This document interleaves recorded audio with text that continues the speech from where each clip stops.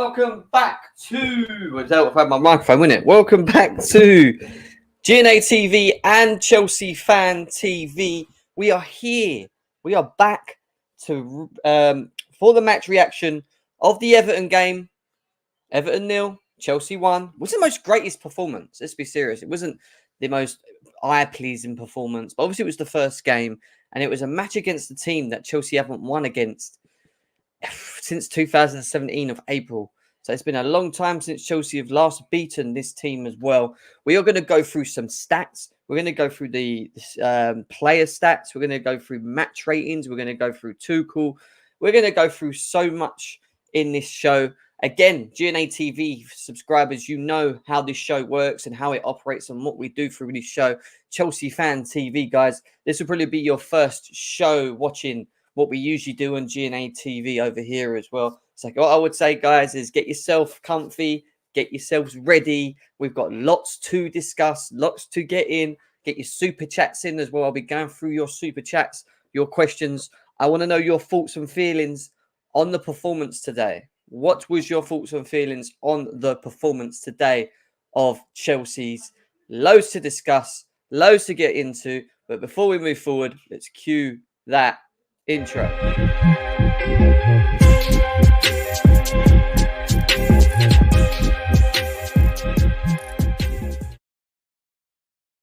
Yes, people, welcome back to GNA TV and Chelsea Fan TV. I hope you guys are well wherever it is that you are around the world.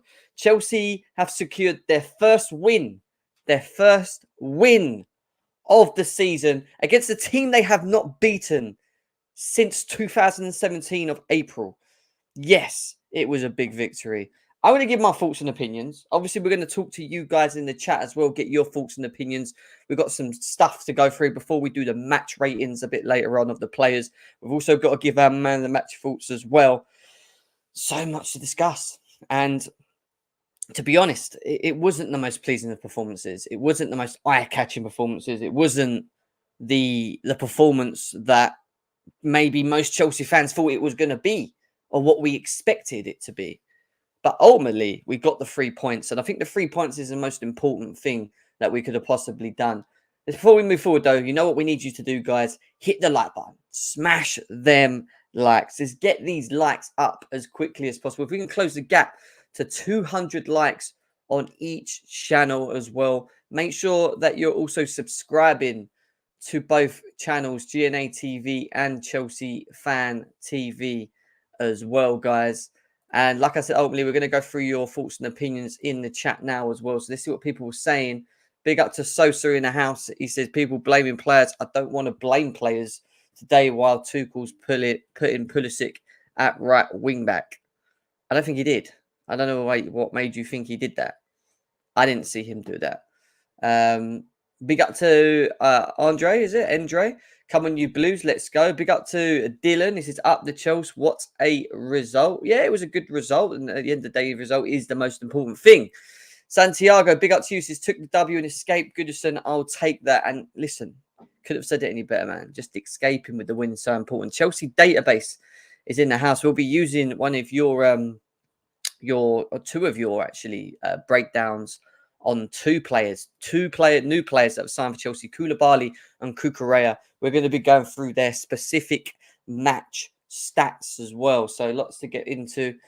Big up to Artrav as well. John Ball, hiking with Martin is also in the house. I hope you are well, my bro. That lad Dylan, he said, what a result today, Jim. It was just getting the result, wasn't it? You know, Karen, big up to you. Daniel Harris, Cucurella was really good. He should start next week. Yeah, do you know what? There was some good individual performances today.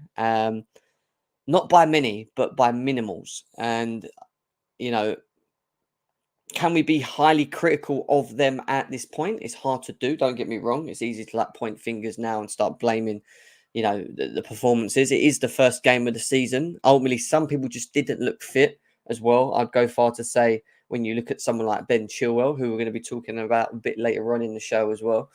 But we'll be going into all that in a bit. Michael says, a win, but excited about what I saw from new players. Cucurella, dope when he came. Big up to you. Fraser, I'll be honest, you guys definitely need Frankie de Jong, Jorginho, and Kante is past it. I know, again, listen, people were on the midfield, and we know the problems that Chelsea have in midfield. Ultimately, we do. We do not move the ball forward quick enough. That is something we do not do. 100%, I agree. Big up to PES Lord as well. Hard working today. It was hard working, and it was horrible to watch. It was horrible to watch. I did not enjoy watching that one bit. Nick, nice to see you in the house as well.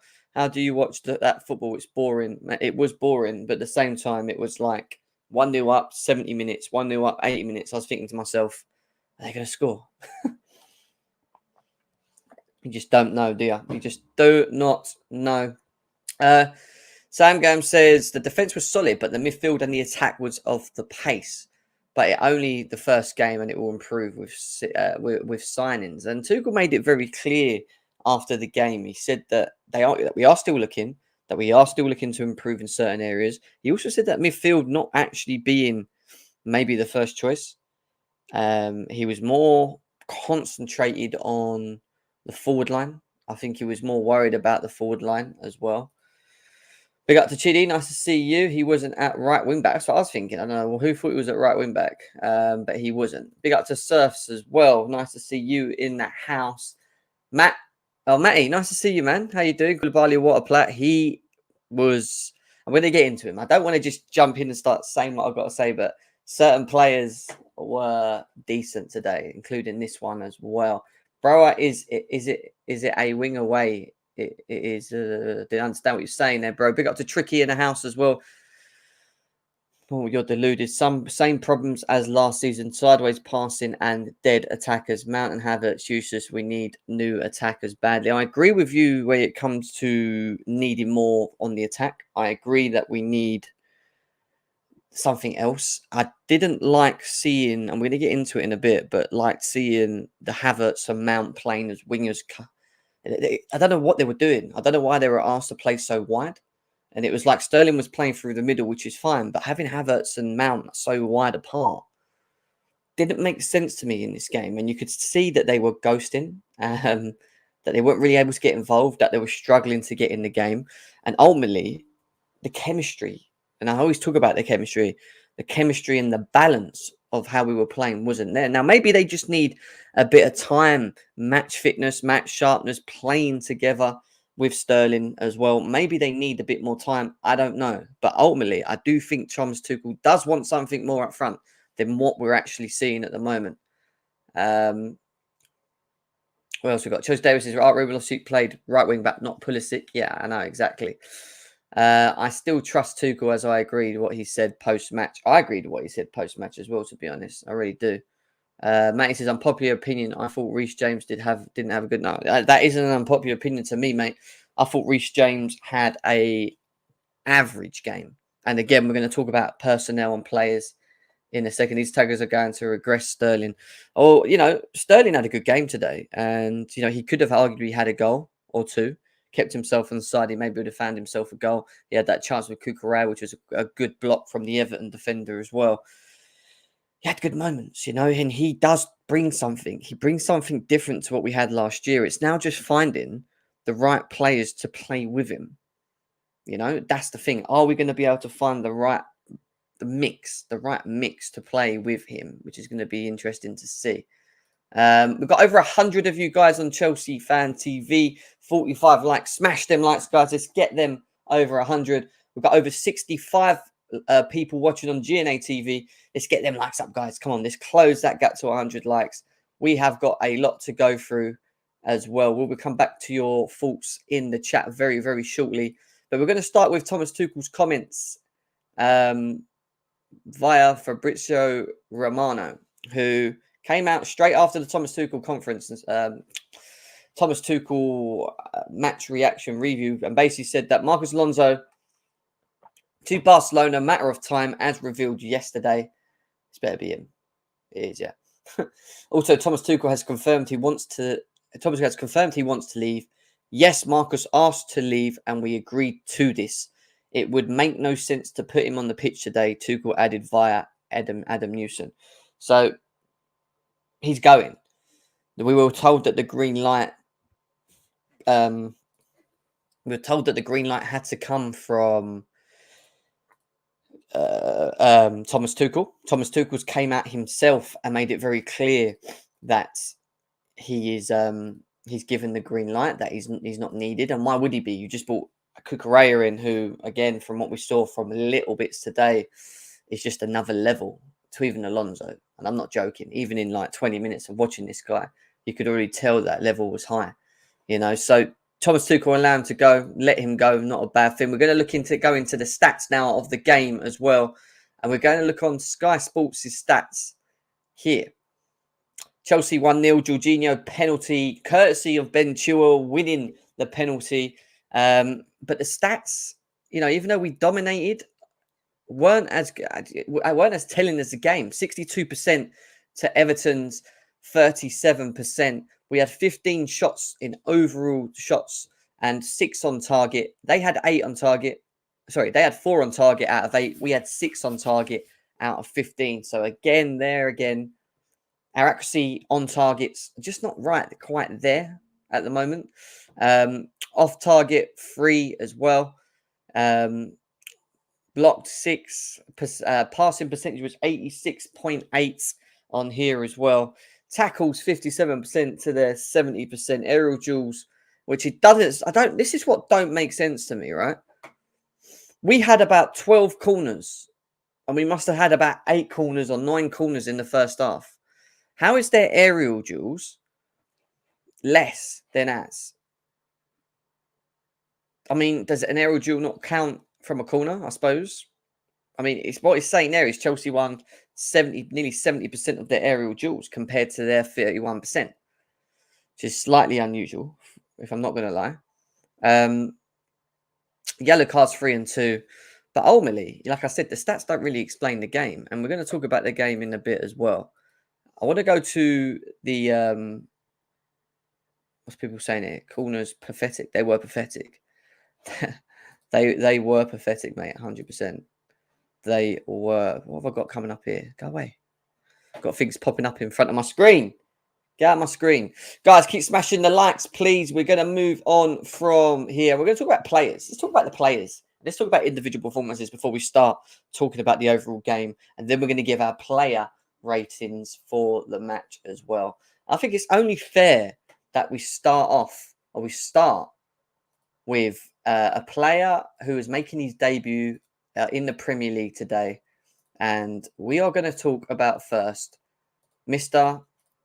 Kalidou Koulibaly. And there was a lot of talk at the beginning of this game saying, oh, they wish that he'd come. And this is talking about Jamie Redknapp and that. They were saying, oh, we wished he'd come a couple of years before to see him, not at the age of 31, slightly on the older side. Chelsea would have to look after him, blah, blah, blah. Now, him going off was not an injury. That was cramp. He had cramp 5 minutes before in his leg, which he nearly stretched out. And then he went down again with cramp in both legs. That just tells me he's fatigued and he needs to come off. And that's why they made the decision. But when we talk about the performance of Koulibaly today, how good was his performance? And we're going to talk about the player ratings a bit later. I won't give a rating for him yet. But Kalidou Koulibaly's first game against Everton's numbers, 71 touches, 50 accurate passes. That's 87.7% accuracy. 3 clearances, 2 tackles, 1 interception, 4 out of 7 ground duels won as well, with 3 out of 5 aerial duels won as well. Now, what did I think about this performance? I thought it was colossal. I don't think he was man of the match, but I think he was very good. Ultimately, he was very, very good. And to give you a little bit of a teaser, because I should be able to do this, because there's no, as long as it's muted, and I open it up. Here is some of them clips today. 2 minutes of Koulibaly. Great header there. Great header. When you think about Silva getting caught back post, look, he watches the ball, and he catches it in the air. He wins a header there again. He doesn't jump, which is what I noticed. He times these jumps very well. When you look at his movement with the ball, how progressive he is with the ball. Again, very good. Progressively, very good. Look, again, hasn't got the biggest leap, but does enough, Ball comes over to him again. Wins it comfortably there. But heads it out of danger. Ultimately, he heads it out of danger. On the ball there. Great tackle. Good with his feet. Very quick with his feet, actually, must say. He got himself in a pickle a couple of times. His interceptions, he's aggressive. Look, he's aggressive there again. He wins it. This for me was a great tackle. Look at this. Silva get cut inside, and look at this. Look at that tackle. That is a top quality tackle. And then you talk about his pace. Look at his pace. He chips the ball with behind the Everton thing, over his head and on the other side. It's quality. Look at this pass for the goal. That all comes because he moves the ball quickly. One touch, bang, straight through the middle into Ben Chilwell, who ultimately gets the penalty. And it's a penalty all day. And here we are again. Look, 1-2. Look, dink over the top. Beautiful ball. That was very good from Kante as well. But just look how comfortable he is. And we talk about what Rudiger brought to Chelsea last season. And it's ultimately just feels like I'm watching it now. Look, very good with the ball. Reads the game well. Always in control of the situation. Always in control of the situation he is. And that for me is a big thing. That for me is a massive thing. And you can see why he was touted one of the best. See why he was touted as one of the best in the world for a number of years. He was absolutely awesome that game. His understanding of his role, his understanding of where to be, a bit like Thiago Silva, very calm on the ball, didn't rush into things, progressively moves the ball quickly, aggressive, hunts the ball down, still has pace, so you can't burn away from him, he still stays with you. He's just ultimately had a very good game. And he was very impressive. You want to know who the man of the match is? We're going to get to the man of the match a bit later on after the match ratings in a bit as well. But guys, over 350 of you guys here. Make sure that we're smashing the likes, guys. We've only got 27 likes on GNA TV, guys. We should be over 50 likes. Come on, GNA TV, guys. There's nearly over 100 of you guys here. If you haven't hit that thumb, hit that thumb now. I am looking at the thumb. Hit that thumb now. Hit that thumb. And on Chelsea Fan TV side, you guys, there's nearly over 200 of you here with only 57 likes, guys. Let's get these likes up. Match ratings are coming soon. I want you guys to get involved in the chat on these match ratings as well. We'll be going through your match ratings in the chat. But at the moment, we're going through some of the standout performances from players today. And, ultimately, we'll talk about Koulibaly a bit more in a bit, but a very, very good first performance from him. Tuchel's comments hinted at Frankie de Jong and Fofana. Take it, see it, man. Like Jem, hope you're good. I'm all good, Chris. I hope you're well, mate. I hope you are doing well. Everyone is entitled to their opinion. I don't think Havertz had a good game. However, to get a win at Everton is hard to come by. Yeah, we're going to talk about that. Ice cold beverage. Nice to see you, my man.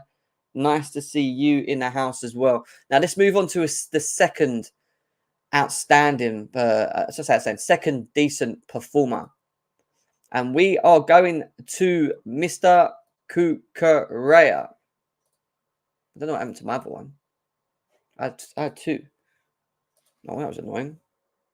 1 second, guys. I must have deleted it by accident. There we go. We'll save the best for last, shall we? Put him in there. There we go. How good was Cucurella today, guys? That's what I want to know in the chat. How impressed were you with Marc Cucurella? Even though he was only on for a short space of time, he got about 15, 20 minutes plus. These were his statistics in the game. 26 minutes played, 25 touches, 15 accurate passes, 88%, very high percentage, 1 key pass, 1 out of 2 crosses, 1 big chance created in that 26 minutes. He made 1 tackle and he won 2 out of his 4 ground duels as well. He eats paella, he drinks Estrella, his hair's fucking massive. Sorry, I am very thirsty today. Yeah, he was very impressive. And you look at what we're going to talk about Ben Chilwell in a bit, but you look at him coming on for Ben Chilwell, what he brings, what we can expect. Aggressive on the ball, quick. His decision-making in the final third already. We spoke about it when we done the thread on Cucurella.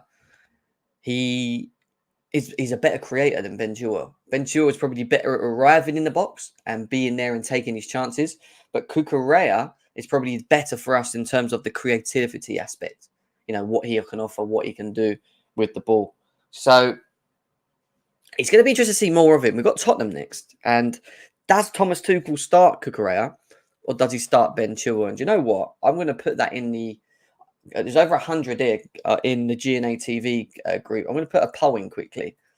Who should start? Who should start against Spurs next week? Now I'm going to put Cucurella or Ben Chilwell. Now, Chelsea Fan TV viewers, if you want to get involved in this poll, fly over to GNA TV. Fly over to GNA TV now.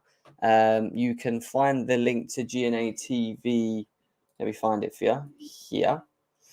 Let's get you there. So, for the Chelsea Fan TV guys, there's the link to GNA TV. If you want to just quickly go over and jump into the GNA TV section and just quickly vote and then go back over to Chelsea Fan TV, please do get involved. I want to really get an accurate idea of what people want. Cucurella or Ben Chilwell? So it says, well, who should start against Spurs next week? Cucurella or Ben Chilwell? That's the question we've got in the chat.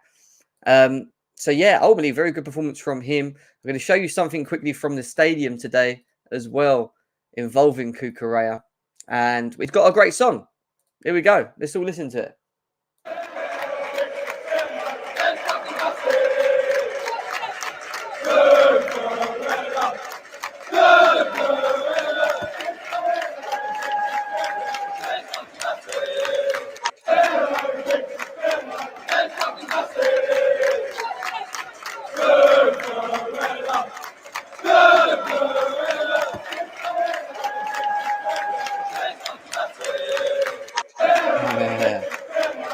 I love that. Cucurella, he eats paella, he drinks Estella, his hair's fucking massive. I love that. You know what? We do make the best songs, don't we? We do. We do. That's what we do. You know, that is what we do. There we go. A Cucurella song for you guys right there. So good starts for two players making their debuts in a Chelsea shirt today. But I want to go on to someone else because he deserves to be spoken about for me. He deserves to be mentioned. Did he? Yeah, he's probably gone, Jordan. He's probably gone, mate. He's probably gone, mate. It wouldn't surprise me. Let's go over to it. Let's go over to this because he deserves to be spoken about for me. I don't think he gets spoken about enough. You know, I generally don't think he gets spoken about enough. I think he's that good. And I worry for the day that this guy goes. And if you want to know who my man of the match is, and I'll give you my man of the match straight up now, it is Thiago Silva. Because he is a dying breed of defender. Koulibaly can learn from him. If we buy Fofana, he can learn from him. He can learn from him. You know, everyone can learn from this guy. He is a dying breed of defender. At nearly 40 years old, he is winning man of the match performances at Chelsea. He was that good today. 83 touches, 62 out of 71 passes completed. He won 3 out of his 4 aerial duels, 3 interceptions, 4 clearances. He turns 38 next month. 3 years older than any other outfield player to start in Premier League history. And that just goes to show what a professional this guy is. What a professional this guy is. 3 years older than any other outfield player to start in the Premier League today. 3 years. And he's pocketing them. He is pocketing these guys. I keep saying it. I've got him in my pin. I keep him pinned and I'll always have him pinned on my thing. He's that good. He genuinely is that good, Thiago Silva. He is the most important. Today, again, he was the most important player for me. You know, interceptions, one-on-ones with Damari Gray. He knew he was going to be outpaced. But what he does so well is his reading of the game. And he even gets a block to it, which takes it away from the goal. He won every header against Gordon. His movement with, his passing with the ball was very good. Very, very good. And he's just a class act. He genuinely is just a class act. You know, Sterling was good as well. Yeah, I agree. He was. My guy's getting ready for the World Cup. Brazil have a strong defense. He should be. Yeah, he will be in it. Has to be in it. Has to be in it. I have done more hard work than half the team. That is true. I have. I am working hard right here, guys. And why I'm working hard, we've only got 86 likes with 200 people on the Chelsea Fan TV side, guys. Get these likes up. Get them over 100. GNA TV side, we've only got 40. And we've got over 130 of you guys here. Get them likes up. Smash it. The more the likes go up, the more that people see it along YouTube. It helps the channels. You're helping GNA TV and you're helping Chelsea Fan TV. I cannot stress how important it is, guys, for you to hit that thumb. If you're here with me watching this, please help this get pushed out. It's what it's about, man. It's what it's about. And big up to every single one of you guys that are here as well. Is Johnny admin? Is Johnny even here? I haven't seen Johnny in it. I ain't seen Johnny. No, Johnny's gone to the game, I think. Kante and Aspie showing cracks. We need to accept we seen an end of an era. Kante off the pace. Love him, but he was poor today. I don't even think, it's just him. I don't know if he was that poor, though. I know people were saying he was bad, but there is no words to describe Silva. There is no words to describe him, honestly. But now I'm going to have to go a little bit negative. And in these reaction shows, we always have to, unfortunately, talk about something that isn't great. Johnny will defend Mount today. Unfortunately, he's not going to like what I'm going to be put up right now because I have got a clip and it was to do with Mason Mount. Thomas Tuchel today in a clip, in this clip specifically, if you can see it, asking Mount why is he sleeping. And he's not joking. I felt, look at him, look. You sleeping? Look at Mount, look at Mount. He doesn't have a clue. He's telling him, what are you doing there? Are you sleeping? Get up there. And he does it again, look. He does it again. Look.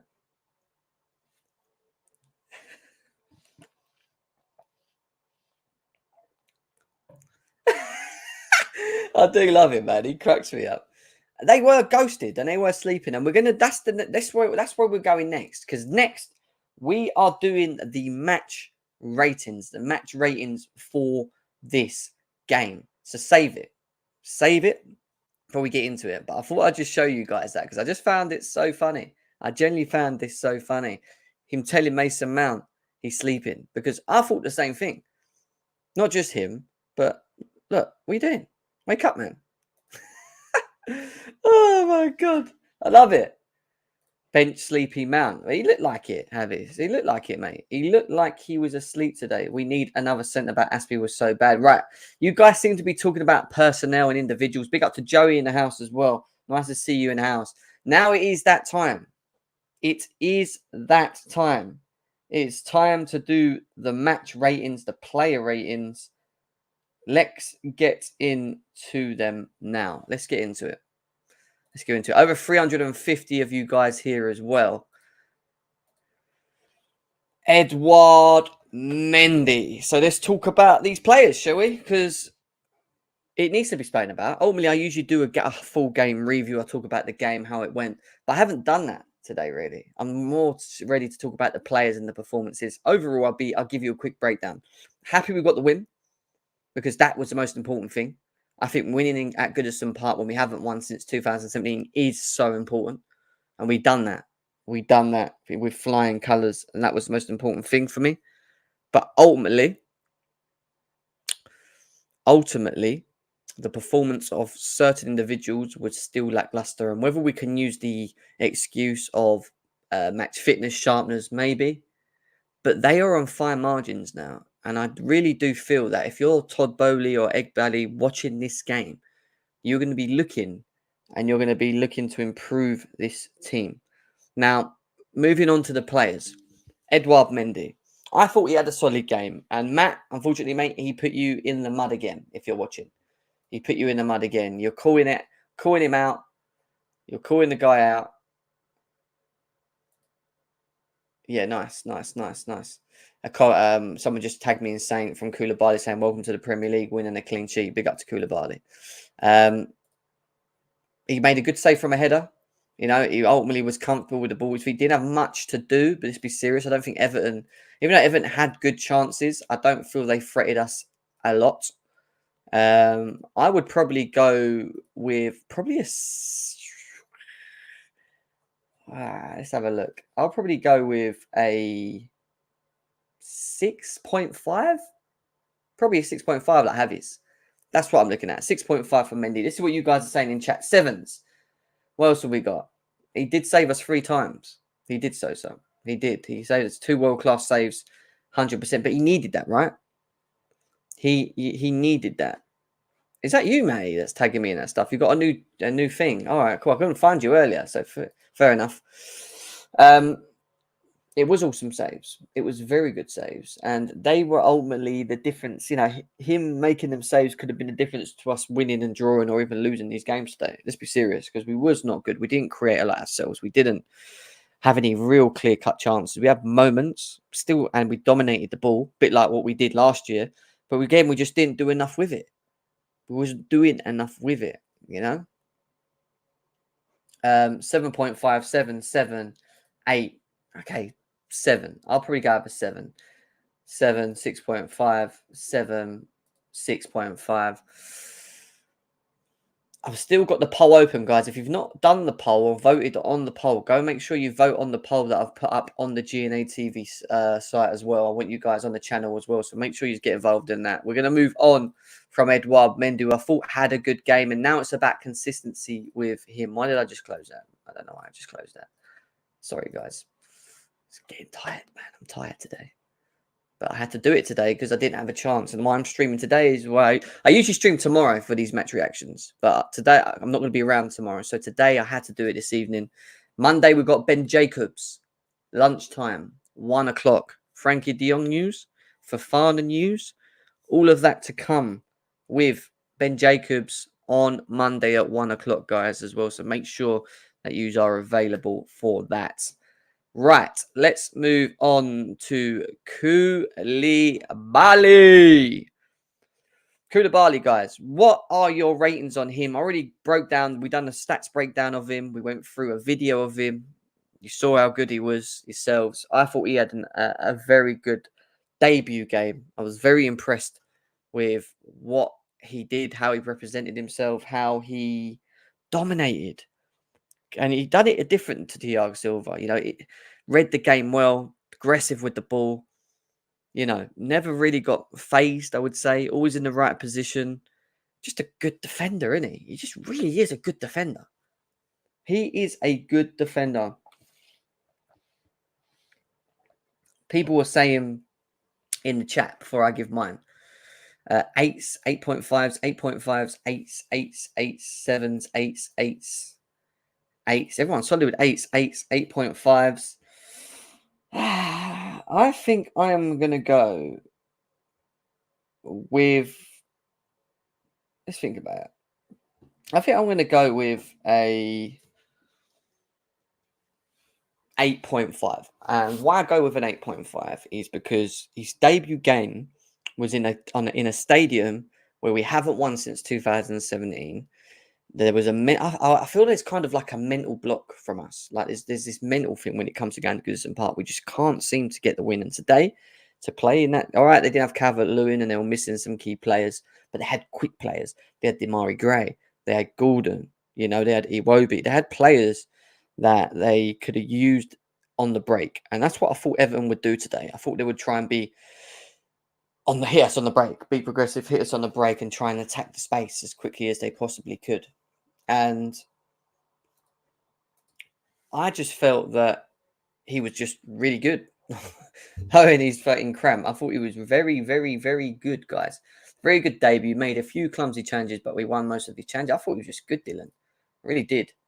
I will 9 as my yeah. All right, 9 strong. Big up to Joey. 8.5, 8.5. Everton were toothless. He will have a lot more challenges, and he will have bigger challenges because next week we have got Spurs. That is going to be a game. That is going to be a test with Son, Kane, Kuleveski, Richarlison. That will be the game to watch and test our backline. The backline saved us today. They did, Princeton. They did massively. I agree with you. I think he's an 8. For me, I'd say 8.5 all day. It was needed, yeah. It was very good. That Gordon needed a good team. He's a waste at Everton. He is a good player, though. He's a very good player. Right, we move on from Koulibaly, and we now move on to the El Monstro, the Brazilian powerhouse. Man of the match for me, by far, 9. 9.5. Whatever you want to give him. He's that good. He deserved to be the player of the season last year. He should have been the player of the season last year. How he was not the player of the season last year, I still do not understand.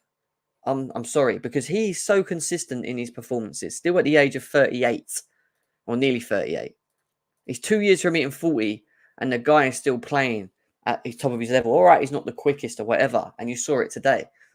But he's just reading of the game, his understanding of the game, his dominance in the air, his progressive movement with the ball, his calmness. The biggest thing with Thiago Silva for me is his calmness. He is so calm on the ball. He just makes things look easy. He never panics, even when he should panic. And you know what? There was one moment that I loved where the ball went over the top for Demarai Gray to run into the space. And Mendy could have came out, but obviously he didn't commit because I don't think he was that far off his line. And Silva's pointing for him to come because he knows he ain't catching Demarai Gray. But then he sees Mendy running back and he sprints there, gets in front of the ball. Demarai Gray takes a shot wide, whatever, But he gets the block in, he stands the guy up, and he was very good at doing it. He is just 9 all day, every day, 9. He's just, I worry when he leaves, guys. I genuinely worry for when Thiago Silva leaves Chelsea. Really do. 9.5, 9, 9.5, 9, 10, 10, man of the match. 4, 8, 9, 9.5, 9, 9.5, 10. I think Silva took it personally when PSG got rid of him. He's now showing what they lost. He just wanted a new challenge and he came to Chelsea because probably Thomas Tuchel. 11, 9.5. Everyone is happy with Thiago Silva, El Monstro. And before we move forward, we have Sophia in the house. What are you saying, Sophia? I am back. I'm alive. Hello. You just come out of nowhere, didn't you? You come in and you go, and then you come and then you go. How you doing? Yeah, I'm okay, thanks. How are you? I'm all right. I'm at the moment doing player ratings at the moment, and I'm going to ask you in a second about your thoughts on Thiago Silva. It's good, actually, because I'll get your thoughts on ratings, and we can talk about the game as well. But Rego Parker's put in the donation here, and he says, only our new signings plus Silva were on today. We're on today. The rest are unfit. Sterling will be very frustrated player if we can't advance the ball. Jorginho is shit, is what he says there. Big up to Rego Park. Thank you for the donation. Guys, if you want to donate to the channel, you know how you can do it. Just either by GNA TV or by Chelsea Fan TV.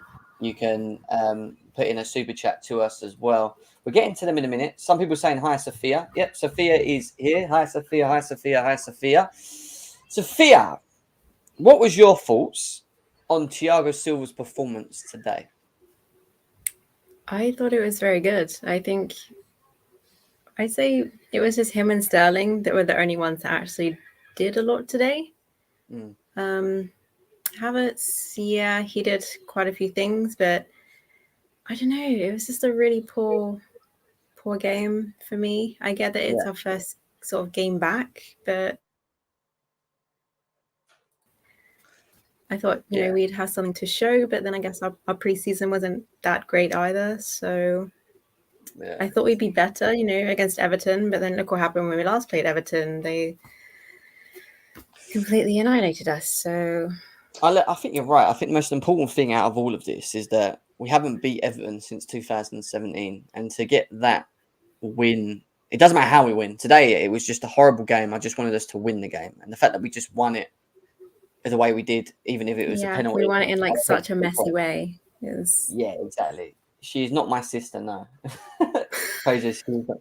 If she was my sister, we'd be in the same house. Kovacic will be better for Spurs, I think. Yeah, it was weird why Never know. I could Kovacic be like next door, you know. Yeah, exactly. That's true. That's true. Big up to Seppers. Right, let's Yeah, move my on. mum kept asking about Kovacic, and I was just like, I don't know, Mum. I don't know why he wasn't playing. Well, maybe he was being safe for Spurs next week. Who knows? We're going to see what Thomas Tuchel's plans were for him.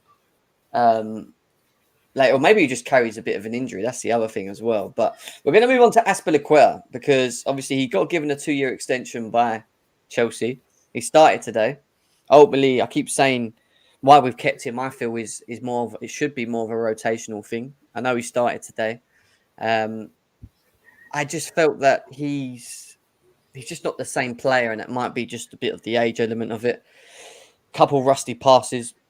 His positional awareness was okay, but his overall game, was it a good game? I wouldn't say it was a crap game, but I wouldn't say it was an absolutely amazing game. For me, if I were to rate him out of 10, I'd probably give him a 5, 5.5 at a max. But I do feel that he should be rotation. He shouldn't be someone that starts and plays every game. Do you know what I mean? So, Sophia, what's your thoughts on Aspie?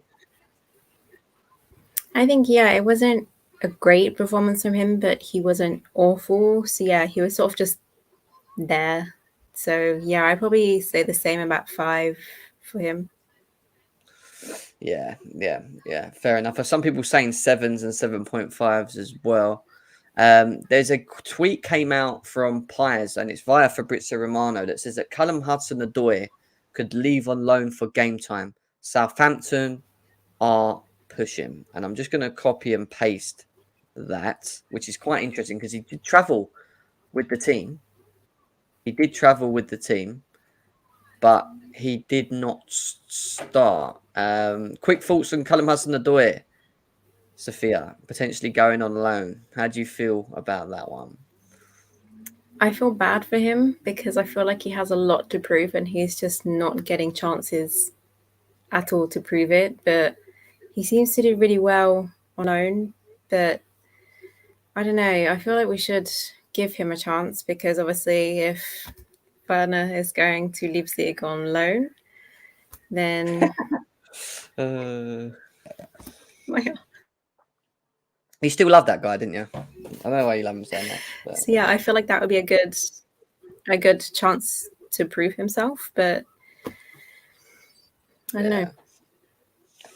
Look, I've got mixed feelings when it comes to Callum Hudson-Odoi. I've never been his most biggest fan. I do feel that he has had opportunities to play and he's not really taken them. I think he is a bright talent, but at the same time, I'm just not too sure if Chelsea is the place for him to unlock it. It might be that he goes somewhere else and he becomes that player. Not that I don't rate him. I just don't see it at Chelsea. And if Callum Hudson-Odoi does leave Chelsea and Ziyech wants to leave and Werner wants to leave, which is what we're being told, then surely we are going to buy some forwards. Because after what I watched today, we haven't got to the forwards yet. We will get to the forwards in a bit. But from what I've seen today, we need a lot more than that. But let's move on. Reese James is an interesting one because I thought his corners in the first half, he had about 9 or 10 corners, and every corner that he put in didn't clear that first hit man. And every time it went out for another corner, he didn't change. He didn't even try and change to the way he crossed it. It was always just near post. And we didn't really get any success from it. You could tell it wasn't working. So why would you continue doing the same thing, Reece James? And I just thought he was very lethargic in the first half. I thought he was quite slow. I thought he was quite wasteful, to be honest, on the ball as well. And it just wasn't a Reece James performance. And you could say it's fitness. You could say it's match sharpness. It is his first game. Granted, I get that. But I just expected more from Reece James in this game. Just really did. I mean, I would probably give him a 4 at a max, probably. I didn't think it was that good. I mean, what's your thoughts, Sophia? Yeah, I mean, he's the one that you always hear mentioned in the games. He's always like on form, never a bad run. But yeah, I didn't really hear him mentioned today, but when he was mentioned, it was for like a mistake, something stupid. So yeah, I don't know what was wrong with him, but yeah, I'd say 3 or 4 my rating for him. Well, we've got some 3.5, some 5, some 6.5, some 5, some 3s. Yeah, obviously typical Chelsea fans mixing. But it's nearly 400 of you guys here. Make sure that you're smashing the like buttons, guys, on Chelsea Fan TV and GNA TV at the moment. We've only got 70 likes on GNA TV. We should be over 100 likes now, guys. Come on, there's nearly 175 of you guys here on that side. Let's get them likes up. Let's close that to 100, please, as quickly as possible. Chelsea Fan TV, you got 214 of you guys there. There's 116 likes there as well. Let's get both channels up to 200 likes by the end of this show. Smash the likes for Chelsea Football Club. That's what I'm going to say. Smash the likes for Chelsea. If you haven't done it, do it now, man. Do it now. Yeah, I expect more from Reese James. Let's see what happens with him at a later stage. Ben Chilwell, interesting one. He got the penalty in the right position. Good ball by Koulibaly into him.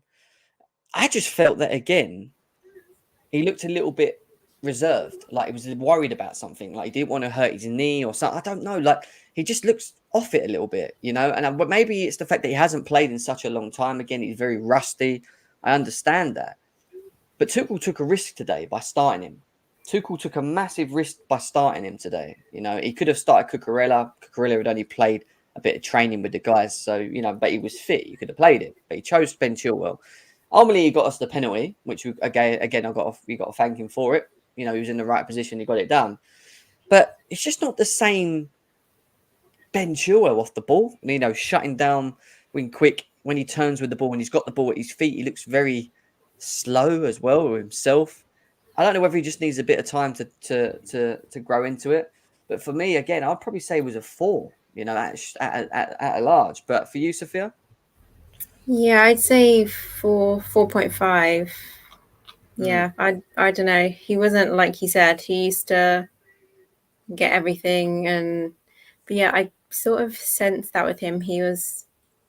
I think he was very nervous. Granted, I think he got like a few minutes in preseason, but then I think like since then, like nothing. So yeah, I guess to start the season, he has to be really, really careful not to obviously have that same reoccurring injury. But I did expect him to sort of be how he used to sort of play. But yeah, I don't know what was wrong with him today. I expected a lot from him. Like I felt like he had a lot more to prove since he's been out for so long. But no, I hear you. And we will come back to the play ratings in a second. As people are asking me to go to the Fabrizio Romano thing just to confirm it. This is the breaking from Fabrizio Romano. Callum Hudson-Odoi could now leave Chelsea for regular game time. Southampton have already asked for Cho on loan. Now pushing. He was also discussed with Leicester days ago. It's up to the player. Hudson-Odoi will make a decision on his future in the next coming days. Loan move from Hudson-Odoi. Chelsea could maybe use it to push with the Fofana deal. I don't know. Maybe that could help. Sorry, that could help bring down the value. I don't know. But this has just come out of nowhere for me, this Callum Hudson-Odoi news. The fact that he's now wanting to just go alone. Like, why has this come out all of a sudden now? As he fell out with someone in the squad, you travel to Goodison Park, and then all of a sudden you're not even on the bench.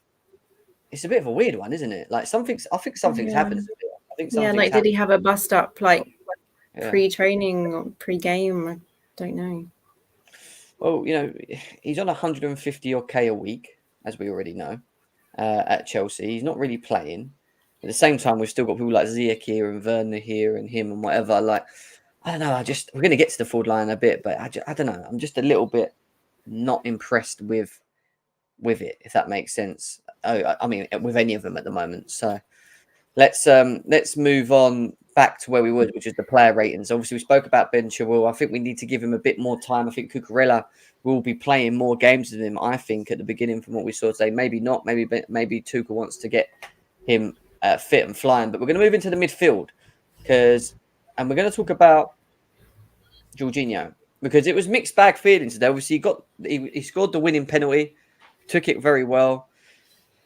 I just feel with Jorginho, though, it's the same vicious cycle in terms of, like, it just slows the game down too much. Like, I know he tries to move the ball forward to the forward line when he can. But there were so many times in the game where I just expected the ball to just go. Like when he gets it, go forward, and he'll just go sideways. And ultimately, it does hinder this system. It does hinder the performance of this team. And why we might look for a Frankie de Jong or a midfielder that can maybe be a bit more progressive is because of this, because of what we're seeing at the moment, the same cycle as what we saw last season. And why Kovacic didn't play today in this type of game, where I think he would have definitely helped the forward line with his driving forward, with his like committing of defenders, like the way he plays the game. Just find it very unusual. For me, Jorginho was probably a 5 at a max, maybe a 5.5. Some people saying 6, 5.5s, 5.5s. Jorginho's second best player on the pitch for Varna, not for me, I'll tell you that. So 5.5. I mean, Sophia, what's your thoughts on Jorginho? Yeah, I think it's just every season we have him, his pace gets worse and worse. But yeah, I feel like he can't mold into this new team that Tuchel is trying to develop. Yeah. I don't know. I mean, yeah, good penalty taker, but I don't really know what else I see compared to, how he was like 2-3 years ago. I don't know. It's just he's really lost his pace. He's lost his... I don't know. I don't really think he's ever really had the pace. I just feel like... I think he's good for certain games, and I get why you would have him in the team. I just don't think he should be starting games. Like, I don't feel like he's the player that should be playing every game of the blimmin' season for us. We're never going to close the gap to the Liverpools and the Man Cities, or should we say the Man Cities, if they play well tomorrow. If we have him in the team as our midfielder all the way through, I just don't think it works, No, I think he'd be good like backup. Yeah. Rodrigo, man, calm down. You stop. I know Rodrigo anyway. Like, we're talking about football here, yeah? We're talking about football. Let's not do that. Let's not do that. It's sad, I know. Well, I know Rodrigo. He comes on here quite a lot. So shut up, people, to shut their up. I agree, Jem. As rotational player to a better DM, it would be. I mean, and this is why maybe we're looking at Frankie de Jong, right? Because Frankie de Jong is a player that has the ability to be progressive, box to box, moves the ball forward well. I think it makes sense with him, but it just depends on the money and if Chelsea can get it done. J5 is the one to be replaced by de Jong if we get him. I'm cool with J5 being on the bench and de Jong being the starter and J5 being rotation. Like, I'm cool with that. It's a bit, that's what I would say. Matty's saying stop simping. Frank Lampard says the penalty he conceded was the only difference between them and Chelsea in the 1-0 defeat at Goodison. It is. If we didn't get that penalty, we got lucky. Yeah, I don't think we would have scored if we didn't get that penalty, to be honest. It's a weird one. But let's move on from Jorginho and move on to Kante. Now, again, a bit of a mixed reaction from people. They feel that he's not the same. I actually didn't think Kante was awful. I thought Kante was okay. He intercepted a couple of tackles, got involved, broke the play. All right, his passing is not always the greatest moving forward. We know that. But he's just, I don't know. I don't think he was crap, but I don't think he's great. And ultimately, I keep saying it, if I had to choose between Jorginho and Kante, I'm always choosing Kante. I just am. Like, I'm always choosing Kante over the two players. And that, again, falls down to preference for me personally. I thought he was a 5.5 at a max again. I don't think he was great. But yeah, I mean, what would you say about him, Sophia? I say 6. I feel like, I don't know, just every time he plays, I'm just reassured that he's there. I still think he has the pace, granted, not as fast as he used to be. But I say he's a very reliable member of the team. So I think he did quite well today. So I'd give him a 6 is what Sophia's giving John. Yeah, John agrees with you as well. He says 6 as well. We've got a 6.5, 6 to 6.5 from Andrew as well. I gave him a 5.57 here. Barcelona can't register some players. It's time to get dembele. They're going to have to sell. They might have to get rid of the players that they tried to nick off us. Maybe we'll get Kunde. Maybe we'll get the crown jewels. Yes. No, I'm joking. It's just a dream. Jim, don't you dare. Kante is a must. Yeah, I know he is. I love Kante. I didn't say anything bad about Kante. There's over 430 of you guys here, though. Big up to every single one of you guys, having you all here. Make sure you're smashing them likes, though, guys. We should be over 100 likes on both channels. If I look at both channels, I'm going to over 100 likes. So, Chelsea Fan TV, you got 131 likes, and there's 250 of you guys here. Let's get this to 200 likes. GNA TV, there is 80 likes. What is going on today? Smash the likes. Smash them likes. Let's get this over 100 likes. Usually we're over 100 likes already. Please smash the like if you haven't done already. Please, let's get that done. That should be over 100, guys. Come on. Hit the like button. Hit the like button. And subscribe to both. Subscribe to both Chelsea Fan TV and GNA TV as well, please. We move on from N'Golo Kante. And now we go on to... Why is Baba Rahman there? What the hell? Why is he there? When's the last time he kicked the ball for Chelsea? What is he doing there? It's weird. Let's talk about Cucurella and his short time, I say short minutes on the pitch. I thought he was very good. Sterling nearly scored from a cross from him. I think he's a better creator than Chilwell. I don't think he's probably the type of guy that you want to arrive in the box. I think Chilwell's better than him than that. But creating, aggressiveness, quick, understands his position. An overall round good player, cost us 60 mil. I think Cucurella, it could be a good player for Chelsea from what's here. And I think I can see why Tuchel would want him in his system. 6.5 for the short time that he was on. I don't think he done much wrong, but it's a lot hard to rate him because he only played 26 minutes of the game. But I'd give him a 6.57. We've got 7s, 8s, 7.5s. I've liked and will share it on my Twitter. Big up to Matty. 8, 7.7, 8, 7. What about for you, Sophia? How impressed were you by Cucurella?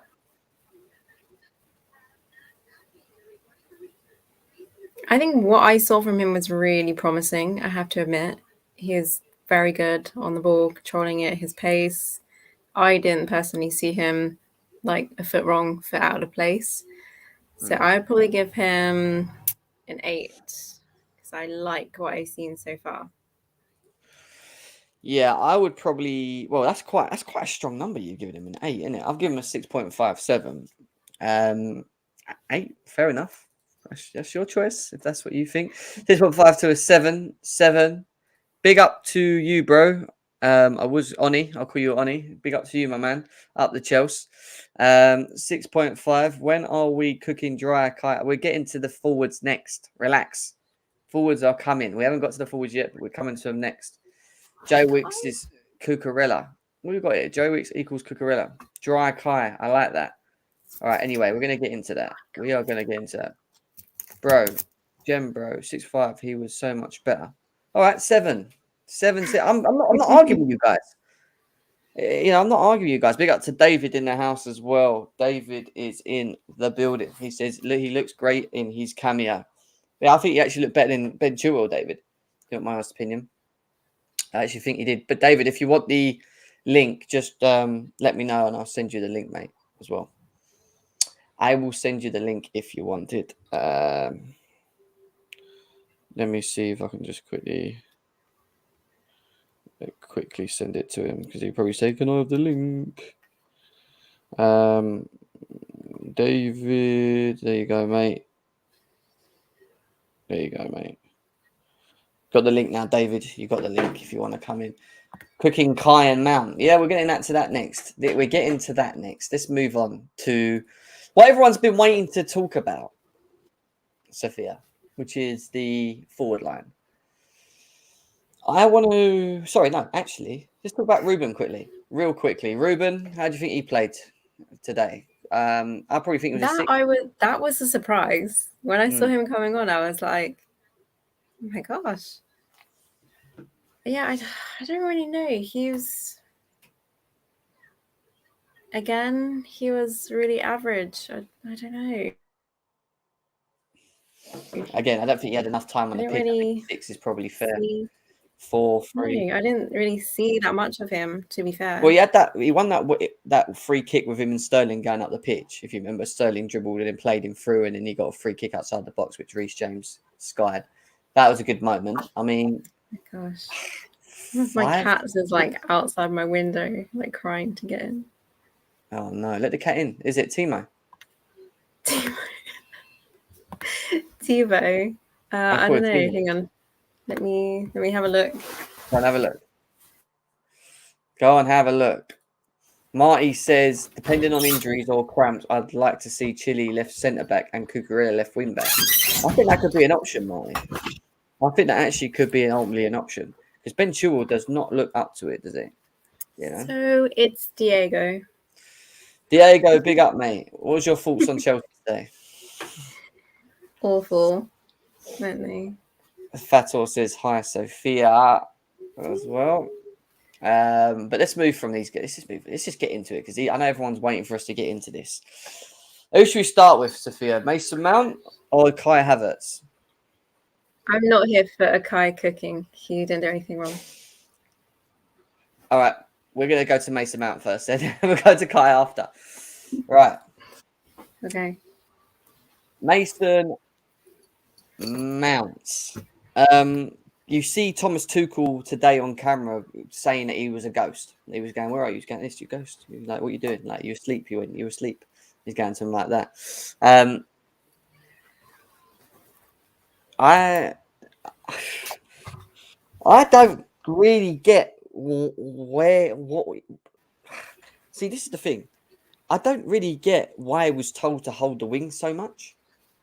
Like, both him and Kai Havertz were playing as wingers today, like off the right or left. I just don't get that. Usually you have the flexibility, the alternation, this, that, and the other. But today I just felt that their instructions were to hold their positions wide.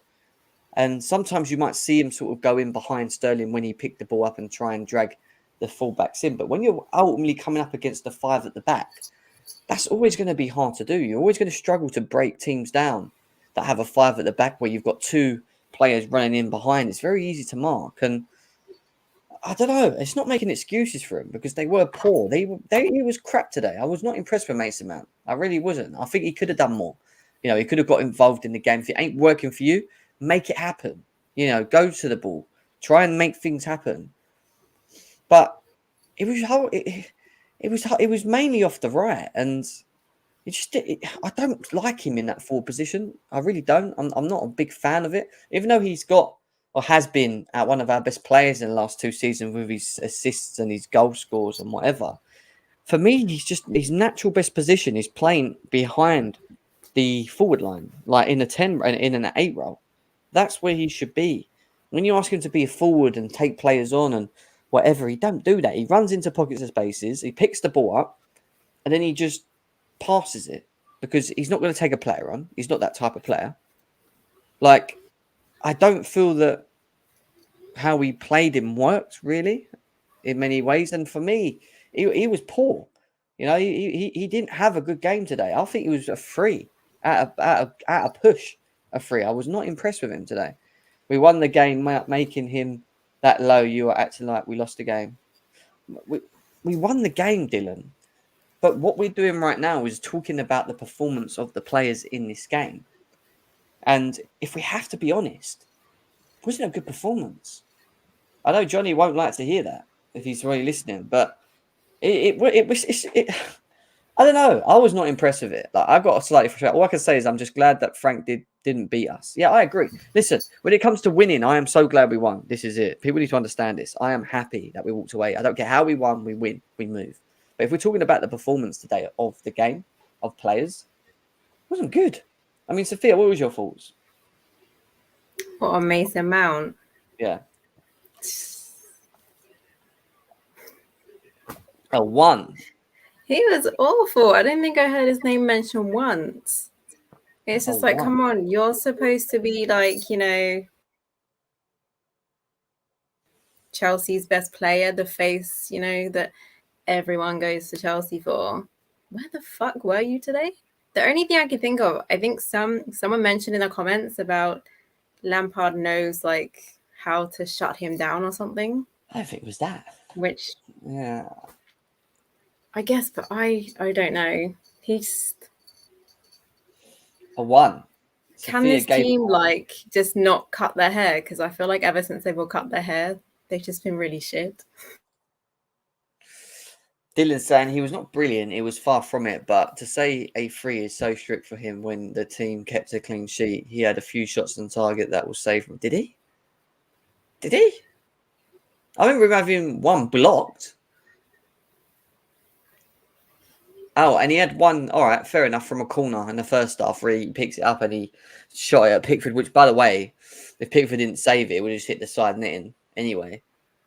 Like, are we really clutching on straws a little bit? I'm not going to go heavy on it because it's the first game, and I don't do that to any player. But if you're asking me my opinion on what I saw today of each player, and that's what we're talking about. That's what we're talking about. I don't think it was a good performance, and I need to see better. I need to see chemistry. I need to see something different. I just only don't think he's a forward. I don't think he should be playing one of the 3. That's my opinion. I don't think he should be one of the guys trying to run behind and create space and whatever. It's just not his game. We're asking him to do something that is just not his game. We need Quiff Mount back, is what Kurt's saying. Same with Havertz. So we're getting to Havertz next. Don't worry. Havertz is coming next. We need direct wingers. We actually need Sterlings. If we had another Sterling in our team, and this is why we probably need to look for a forward quickly, ASAP. That should be the next thing for me. Find a forward that's direct like Sterling.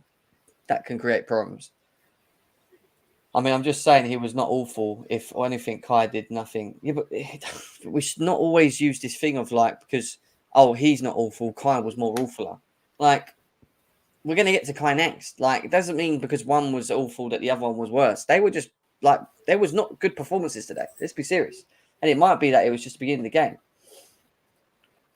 Man, we should have Sterling along with Jesus. So, yeah, can you imagine Jesus and Sterling up front if we'd have got Jesus? Believe me now. That could have been quite impressive. Or Dembele. Believe me now. Imagine having him in the team as well. But yeah, not impressive. I can't with Dembele. You don't like him? No, the guy spends more time in the hospital than on the fucking pitch. Well, that's not true. Well, that is true, sorry. Yeah, I mean, since he's came back from his last injury, he's not been injured for a little while. So, and I watched him from Dortmund. Come on. How good was he at Dortmund, though? Not amazing, because like he just kept having injuries, and the one that kept him out for ages. And then when he finally recovered, he was like, "Bye, guys, I'm off." So yeah, Fair enough. Let's move on, shall we? Let's move on to. I want to save Sterling because I want to talk about Sterling. Kai Havertz, come on in. We have to get it out of the way. We have to get this out of the way, Sophia. Listen, I hate talking about Kai Havertz because I like him, but he's. I mean, today, again, it's the same with Mount. Why are they playing off the wing? I do not want to see Kai Havertz playing in a wing position. Everyone was just like all over the place today. Like, why is he even there in the first place? Like, I don't get why he's out there trying to like. He needs to be more in the box. And again, the thing I'd say about Kai Havertz, and you've watched a lot of Bundesliga, even when he was at Leverkusen as well, right? He doesn't have a good first half of his seasons, yeah, and his stats show it that he's a better player in the second half of his seasons. And for me, with Kai Havertz, the biggest thing with him is just the consistency in his performances. And maybe it's where he's being asked to play. Well, I don't know, but sometimes again, I just feel that he could get more involved in the game or actually make things happen for himself. And he doesn't do that. They seem to just fizz out. And yeah, I agree. Sometimes we are very slow from midfield. We don't pass the ball quick enough to him. And it's hard when you're playing against 5 defenders, which was what we played against Everton. I get that, but a player like Kai Havertz, and people may disagree with me on this one. He always, for me, needs to be in the box, and you need to get crosses in the box. Like, you get enough crosses in the box and it lands to him. I think he scores goals. It's just that I don't think we do enough of that with him.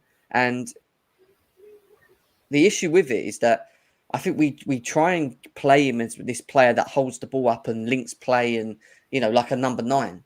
And I just don't, I'm not too sure with it. You know, he should have played closer to Sterling. Sterling played through the middle today, but what he should have done is played him and Havertz maybe a bit more closer through the middle together. Someone that he can maybe link with and not just running down the wing and then cutting in from the wing and trying to get through a gap, which is impossible because there's 5 at the back, which is what we were doing in the game. And then what happens is we sit here Slater and Mason Mount, Slater and Kai Havertz. You could have put Timo Werner and Ziyech in there today. It would have made no fucking difference. I'm telling you now. It'd have been the same shit as what we saw last year. You know? So, it wasn't good. For me, he was poor. He was probably a 2. And I don't even like saying that. But what are you saying, Sophia?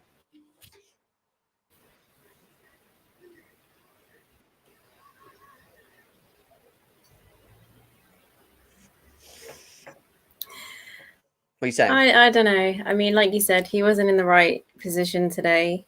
I don't know. I still bet on the guy. I'm going to get so much hate. Oh, my God. And I still love Timo Werner. Oh, my God. More hate. But, yeah, he doesn't work well in that position he was in today. And I'm just really hoping today was just like trial and error. Obviously, it's always the same when you have new players and then you have to try and mold them into the current team, hoping that they mix well with the current players. Today was not that day. I get it. Kai wasn't amazing. He wasn't great. He wasn't good. He was average. So I'd probably give him 3. I wouldn't even say Bundesliga tax. Like, it's a hard one with Kai Havertz, because ultimately, I think he's got a bundles of talent. Like, I think there is a player in him. I really do think there's a top player. We'll see. I think this season will tell, and he is on a fine line for me because now he needs. I think he's still really young as well. I know he is, but we can't. The problem with it, Sophia, is he's had 2 seasons now. This is his 3rd season. He's getting to a point now where it's like, come on. Like, when is it coming? Do you know what I mean? Like, and that's what we were waiting for. And I don't know. It's a stuck. Some people say stuck in Mina's pocket. I hate Mina, mate. That Mina guy does my head in. Thank you to Simon Druce for being a new member of the Chelsea Fan TV channel. Big up to you, man. Thank you very much for doing that as well. Much appreciated. Bit of a weird one. Let's move on from Kai Havertz. I want to talk, before we go to Sterling, I want to talk about Armando Broja because he came on and he was ultimately asked to play off the wing. Again, a striker being asked to play more off the wing.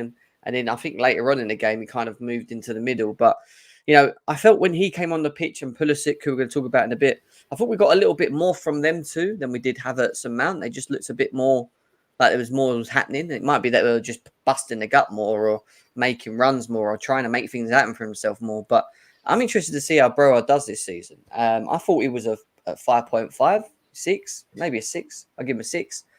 But, ultimately it was... from what we saw of the small minutes of what we saw of him, I thought it wasn't too bad. What about you, Sophia? Yeah, I'd say a solid 6. He looked really good and like he wanted to perform really well. He gelled within the team really well. I mean, considering this is like his first game back to us in the new season. Yeah, I hope he stays because I think he can prove a lot. And also I don't know, his attitude, it just seems much more hungry than it did before he went on loan. So I'm just hoping that the loan did him really good and now he's hopefully going to stay and he's just going to grow into this like new generational talent, I guess. I saw like really good stuff from him today. So yeah, I'd probably say a solid 6. Solid 6 for Sophia as well. Yeah, I think 6 is probably fair. But I think if Kai Havertz doesn't take his opportunities and Broja does, don't be shocked if Tuchel starts playing Broja. I'm telling you now. But we'll see what happens. I mean, what we've got to ultimately find for me is the best chemistry to mix with this guy, because today on his Premier League debut for Chelsea, I thought he was very good. And he does offer us something we haven't had in the last 2 seasons. He's direct, he's quick, he's nimble. He scored, but it was offside. Nearly scored again through Cucurella. He's just The ball sticks to his feet, and I see a good player, but we need something else with him. Like there's something he could be even better if we had better personnel around him. And I don't know. Like he's unlucky not to score today. And we needed someone to protect him today. Like everyone was just going at him because of his pace, and I was just like, "There's no one." There was like no one around to help. I think it reminded me a little bit of like Eden Hazard. You remember when we had Eden Hazard and we used to just give him the ball and he used to just try and like do stuff on his own and he used to just get taken out on that. Now, that's what I felt happened today. Like it was just like give the ball to Sterling. He was good with the ball. He was quick. He was hungry. He looked sharp. He looked like every time he had the ball, it looked like something was going to happen. I thought something's going to happen. As soon as he gave him the ball, I was like, he's going to make something happen. But he needs more around him, to get the best out of him. I don't think it's playing him as a number 9. Thomas Tuchel chose to play him through the middle today. I don't think that we should be doing that with him. I think what we should be doing with him is playing him more of like an inverted forward off the wing and then coming in, like playing someone closer to him. But don't leave him alone up front where he's got his back to goal and he's having to hold the ball up. Sterling's better again when you find him in the box at the end of, shots and he'll put him in the back of the net. His goal scoring record is ridiculous. He will score goals for Chelsea. He will score goals. From what I saw today, he will bang goals. But we need to give more around him. And that's why I said when we signed him, great signing, just not sure if it's enough. I don't think it's enough. I think we need something else. That's why Rafinha would have been perfect right now, I feel, off the right with him and Rafinha. I really feel 2 dribblers, 2 directiveness, 2 people that can create, score, and whatever. We need that. And I thought he was a 7.5 today, Sterling. I thought he was 7.5, 8, whatever you want to call it. Very good. What was your thoughts, Sophia? To be fair, I would have given him man of the match because I feel like he was the one that was always mentioned, always on the ball, the pace, like the chances. I'm really hoping that we can get something good from him. Yeah. So I think I would give him an 8. See, my man of the match was Thiago Silva. I thought he was immense today. Like he was unbelievable from the back. I think Sterling was up there, and I think for me, Thiago Silva, Sterling, and Koulibaly were the best 3 players by far. Like by far for me. But yeah, interesting stuff. Let's move on from Sterling. We forgot about one more person, and it isn't Timo Werner because he wasn't in the team today. It was Christian Pulisic, who again, I thought done okay. Didn't do much amazing, but looked a little bit sharper. Havertz man of the match. Koulibaly man of the match. I thought he was a 5.56 for when he came on the pitch. I thought him and Broa done a lot more on the pitch than what Mount and Havertz did. I mean, what was your thoughts on him? Yeah, I think the game definitely changed when he was subbed on. Yeah, I think he has a lot more chemistry with the players. He just needs to link up well with like any player. So I think I'll give him a 6. I think 5.5, 6. 5.5, 6. Fair enough. Yeah, I think that's. I mean, the only person we haven't rated yet, and we can do it quickly now, is the gaffer Thomas Tuchel. He had to make 5 substitutions today, Sophia. How do you feel that Thomas Tuchel set up, and how do you feel that Thomas Tuchel used his subs today? What would you rate it out of 10?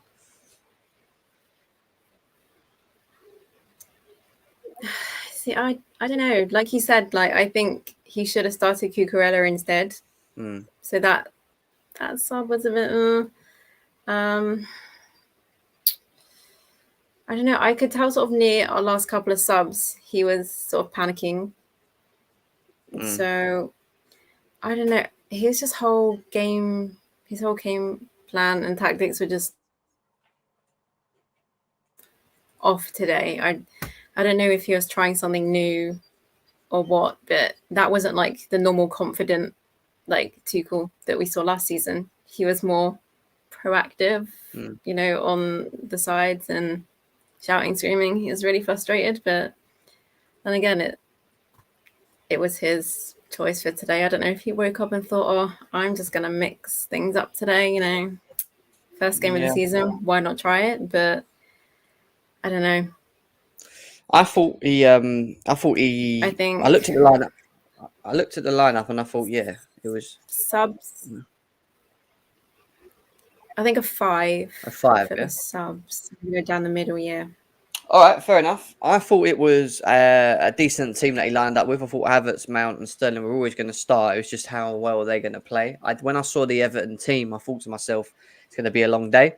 I knew it was going to be a hard game, especially when they put a brick ball up, and that's what they did. They just put 5 players with two midfielders sitting in front of that, making it hard for Chelsea to break them down.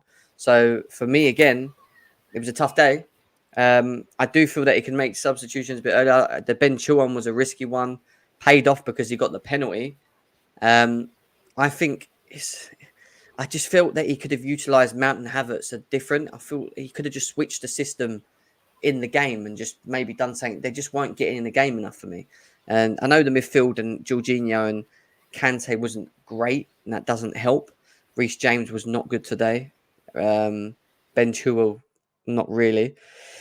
I think it was hard for the forwards to really do much when what's behind them is not helping. But at the same time, we have the same thing every year with every season with these players, where there's always something. Do you know what I mean? So I think with Thomas Tuchel, I'd probably give him a 7 or 6. No, probably a 6 actually, to be honest. In his in terms of his decision making today and whatever else. But yeah, it's going to be interesting to see how we do against Spurs, which is our next game of the week as well. I will give you guys the next 10, 15 minutes before we finish off the chance to come in and have a conversation with me and Sophia, one by one. One by one. Still over 350 of you guys here. 350 of you guys. Smash them likes, please. If you've not hit the like button, please do that now. 161 likes on Chelsea Fan TV with 222 people there. 150 viewers on GNA TV with 107 likes. Hit the like button now, guys. Let's get these likes up. The link is in the chat if you want to come in and have your say. This is going to be like a Royal Rumble jam. You know that, right?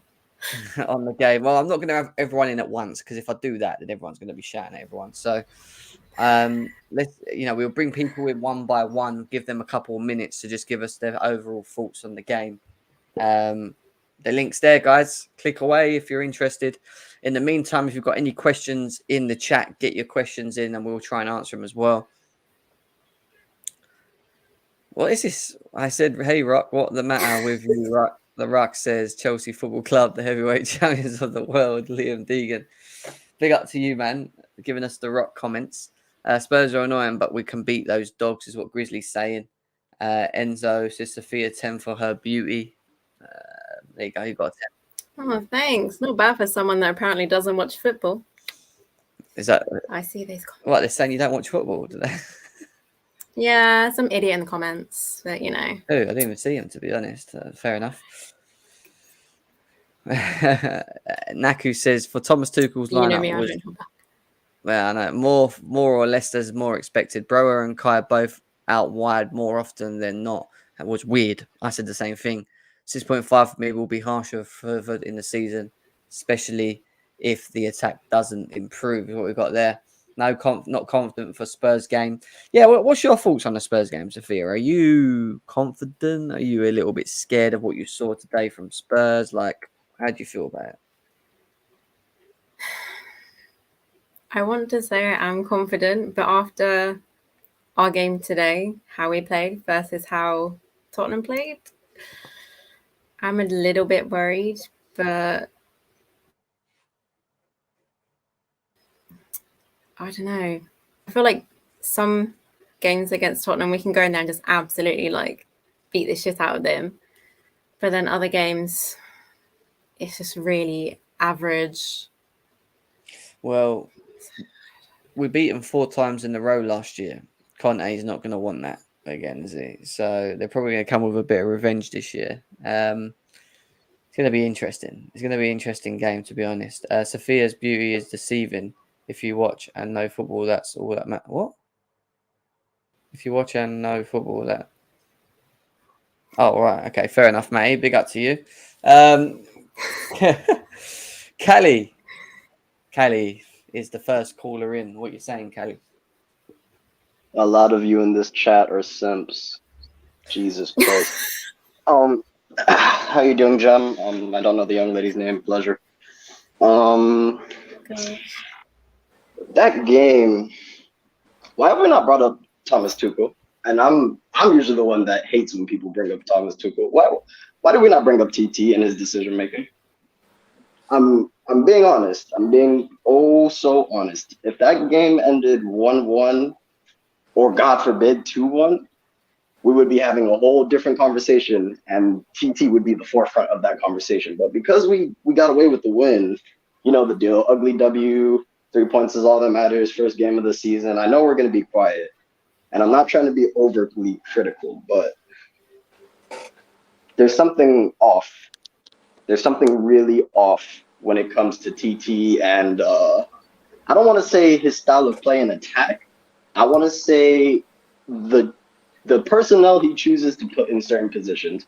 Why the hell? Like, people are like, oh, Mount and Havertz were shit today. No fucking shit. You put them on the wings. When has Mount ever been effective as a winger? Every time Mount has played as a winger, I shit you not, 9 out of 10 times he usually puts a shit performance in. Same thing with Havertz. I don't know why you guys thought Havertz could be a winger. Already said this. Yeah. I said this as It well. it doesn't make sense. And then Sterling down the middle. The fact that Sterling was still effective down the middle shows you the class that Sterling has.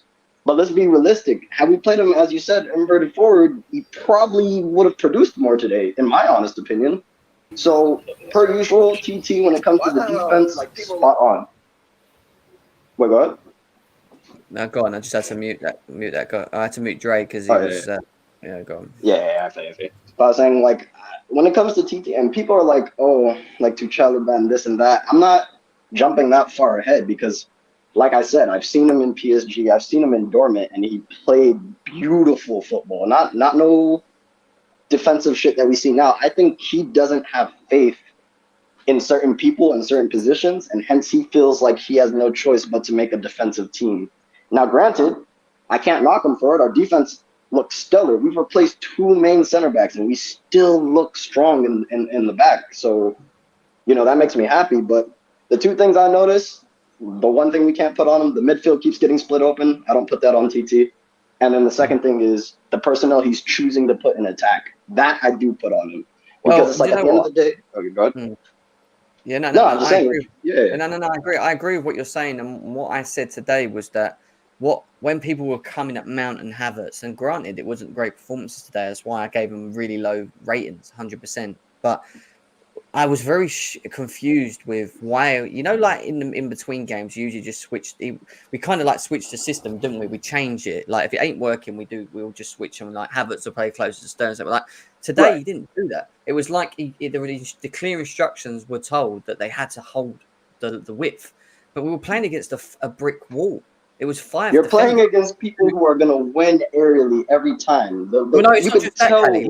Look at the way that Everton set up today. They lined up with 5 at the back, yeah, of course, as they should.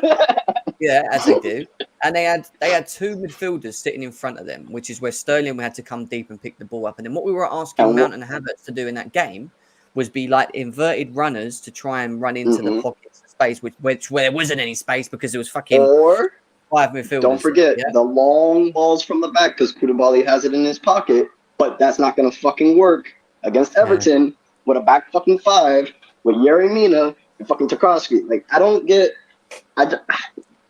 something in it is like, I don't think TT's stupid. Like, no, I don't know what it is. But he said it today after the game. He said, he even said we need more up front. Like, he's not stupid. I can tell. Like, he knows that... Look, if you have... Let me tell you something. If you had another Sterling up front today with him, I think... God. I'm not joking. I think we open Everton up very easy today. I'm not joking. Like, I think we need that. When I say that, I think we need someone direct. I think we need someone that's quick. I think we need someone that can dribble, that can create, but also contribute to goals. And that's why I keep saying I don't think Mount is that. He's not a forward. He should not be there. Kai Havertz should be an 8. He should be an 8. People say, what is Kai Havertz? He's definitely not a winger. 10. He's a 10 to me. He's not a winger. I'll tell you that. There's one place. You know what I mean? But anyway, let's see what Winter Surfer's saying. Winter Surfer, what are you saying, mate? Yeah, you guys done, yeah? Yeah. Havertz was completely shit today. No excuses. He offers absolutely nothing. So you call him a 10. He's a 10 that can't create. When you play him in the wing, he doesn't go past people, and he's a 9 that can't score. This guy, the overprotectionism of Havertz is a sickness in this fan base. If that was Werner today with that performance, do you think Werner would be let off as much as Havertz? I gave him a 2. No, I gave him a 2. No. He's talking about That's I gave him a 2. Let me finish. Wait a sec, Pokedoku. One second. What would you rate Mason Mount then? Go on, when the surfer. I rate Mason Mount a 1. Yeah, exactly. So that's my point. That's what I'm saying. So why are these players a 2 and a 1? Havertz a 0. Let me ask you this: why are these players a 2 and a 1? Answer that one. Why are they 2 and 1? The way they played, they were crap. Well, I agree, but why were they crap? Absolutely nothing. Why? This excuse about playing him out of position. Mason Mount has played wide for how many years now? And this in a free? Not in the style that we played like this. Not today. Not the way that they were holding the wing. Well, they were holding the wings today. They were like that. They could have chosen to go inward. Mason Mount did not stay on the wing all the time. He came in. Havertz is a ghost, an absolute ghost. If this was Werner, he'd be getting ripped to shreds. Absolutely. I'm done with Havertz. That UCL goal, that is gone. I don't care that he scored in the UCL final. He needs to step up or step off. If he's doing this, no. And none of this. He's on a fine line. I agree with him. Jim, none of this half a season crap as well. He needs to start scoring. I agree with you. I agree. If he doesn't ship up, you can go in January. Seriously. And done. Wait, when is surgery? Kai Havertz needs time. No. Havertz has had 2 years, yeah? He's had 2 years to do this, right? This is his third season. He is a jack of all trades and a master of nothing. Yeah? He's a master of nothing. We played with 10 men. 9 affected if you count Mount today. 9. Raheem Sterling. That don't change with any of the others. Do you know why I'm glad we bought Raheem Sterling? These players can't hide anymore. When they've got someone quality up there, they can't hide anymore. They can't hide behind a Lukaku. They can't hide behind a Werner. I agree with that. Or a Cho or something like that. It may sound harsh, but listen, I just think Havertz today. You know the only reason he stayed on longer than Mount, Jim, and this is the Peter, my friend, who said this. We started hoofing the ball up. It's because he's taller than Mount. That's the only reason he stayed on longer than Mount. I think Tuchel was more frustrated at Mount than Havertz.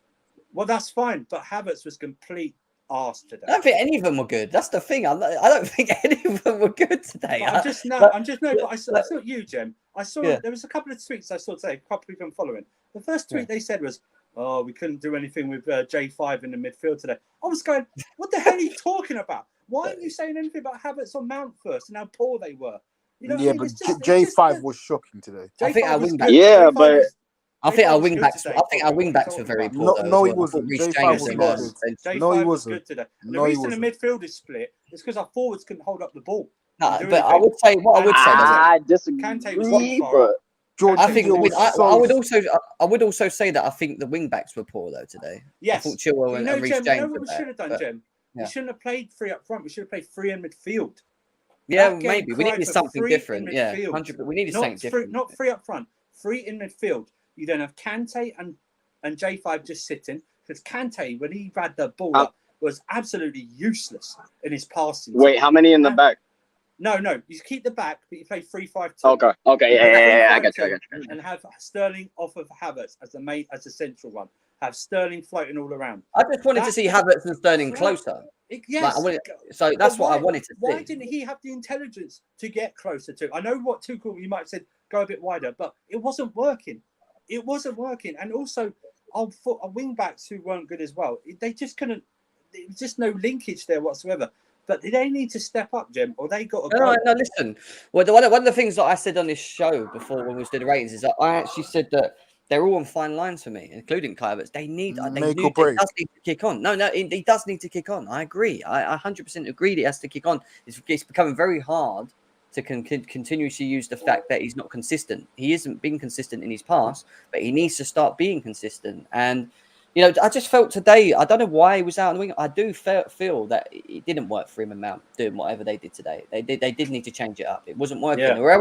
They're up against a brick wall of Everton. There were 5 fucking defenders. They had to, Yeah. do you know what I mean? You got to do something. You got to drag them out. You got to do this. They weren't. They were just hogging the sides. And on top of that, you got Chilwell and Reese James, who I thought were very average, like below average. So they were good defensively, but offensively they were rubbish. Chilwell's yeah. I was gonna say defensively, both Chilwell and James were fine, but offensively, we like 5 corners in a row, and you can't put one on target. Yeah, we gotta have a talk about that board. Corners today.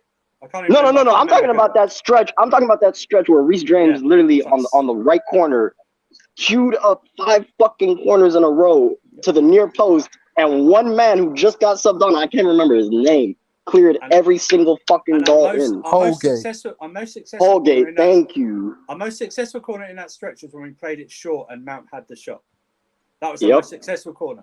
I just don't think we created enough. But anyway, let me just quickly go to this. I apologize. No. I'm tired. Oh, wait, go one second. Let me just read out this super chat. Julius, big up to you. Thank you for the donations. It's big up, Jim. We need to back the managers. Noises on Tuchel are rising, and I find it disgraceful. A lot of our players should be under fraud watch, not the manager, especially that same want to leave. Some want to leave. Sorry. So big up to you, mate. Thank you for the donation as well on that one. I want to hear what Dre's got to say. He's not said anything yet. Dre, say. Yeah, what up, guys? I've been hearing everything. First of all, thanks, Jen, and hi, Sophia. What I want to say about the match is, first of all, it's a new season. I don't want to start criticizing anybody yet, but I'm still watching some players. Because, first of all, I like what Cucurella and Roger did today. They played well. Koulibaly, Thiago Silva, Mendy. I guess James, Chilwell, and Mount and Havertz, they didn't have a good time, but they are good guys. They should play in the team very well. But for some players, I don't want to play in the team anymore, like Ziyech, Timo, now Otsunodo. I guess it needs that loan. Those guys, they need to just find a new place because they're not playing to what the manager wants, and it's not really helping the team. Because we need to compete. We want to close up the gap between Man City and Liverpool. So we need. We need to improve the squad, basically, is what you're saying, and I agree with that. I think when obviously Tuchel said after the game that midfield might not be the priority, and I think he was sort of referring to the forward line being something that we do need to work on. I mean, for what we saw today, Poku, what are you saying, mate, on that? Yeah, man, that game was so boring to watch. Yeah. It was. I'm just glad we got the win anyway, because Goodison Park is a fucking nightmare to try and win. So it was lucky as well because it was a clumsy penalty. I don't know what the Corey was doing. There was no need to foul Chilwell there, but yeah. I think Tuchel was saying I think because it's our first game, I think we do give some players a pass, but because you can tell some players are clearly unfit because like Koulibaly went out of cramp. Silva pulled out with cramp. I think some players are still a bit tired, haven't got the full fitness. So maybe that's a factor. But yeah, it just looked throughout the game a bit lethargic, so slow. Like in possession as well, there was no enthusiasm, just sideways. Like, you know what I mean? Like there's no except from Sterling, no one's just driving with the ball. It's just so slow. We just want to pass the ball in the goal. Other than that penalty, I don't see a way we were actually going to score that game. I agree. We didn't create a lot. I think Sterling had a good chance with Cucurella, who I thought had a good game when he come on as well. But we didn't really break them down. And what worries me is that teams are going to look at that and go, Chelsea still can't break down teams. So what we need to do is just defend well, put as many men behind the ball, and just with better players up front, take our chance. And that worries me a bit, and I'm hoping that we can sort that out. I mean, we just got this comment from Fabrizio Romano saying that Chelsea are ready to go big for Frankie de Jong, and they've had contacts with the players' side and Barcelona. They'll put in a proposal if they get a green light from Frankie. Well, we know that Frankie wants to stay at Barcelona, but has also said that if he is asked to leave, that Chelsea would be his first choice. If we sign Frankie, who would you play him next to in a pivot? Not That's what Jorginho. I'm saying. And okay, then you put him with Kante, then there's a huge space. No, Like I wouldn't even. It would have to be Kovacic. It would have to be Kovacic. Like, I don't see how this is doable. Like, people keep talking about Frankie de Jong, but like, there's a similar situation with Jorginho. Like, you're literally swapping a player who's gonna have the same deficiencies. You're not gonna tell me that de Jong is gonna sit here and be a better holding midfielder, or God forbid, if you consider him a regista. Okay, that's not gonna happen. It's not gonna happen. You're gonna need. De Jong's levels on Jorginho. Let's be real. I don't know. That's not what I said. I didn't say Jorginho was better than De Jong. I said in our team, in Chelsea's team, De Jong will bring the same issue we're having in our midfield right now, which is we're getting split the fuck open. And to be fair, Winter Surfer is right. Our attackers a lot of the times cannot hold the ball in certain situations. That puts the midfield under pressure way more than they need to be. But what I'm saying is, we all know Jorginho does have that deficiency. Good player. I'm not shitting on him. It's the I just honest don't think truth. he should start games. I just don't think we should be playing. I don't mind having him as rotation, but I just don't think he should be the player we play with. It's like I say, you need to choose the games carefully where you play a 2 and where you play a 3. This game needed a 3 in midfield, not a 2, the way it was set up. I agree. The difference. Next week's game, ironically, I think a 2 is better than a 3 from what I've seen up against Spurs. Do you know what I mean? Yeah. Because they won't play the same as Everton. Against this defensive team, you needed a 3 in there because they were always going to break through the middle because they didn't do nothing on the wings. We shut them down. Yeah. We locked them down on the wings, both sides. Yeah. Defensively. We needed that extra body in midfield so they could make the extra run in the middle. And that's why you have a Mount there. You have a Mount there.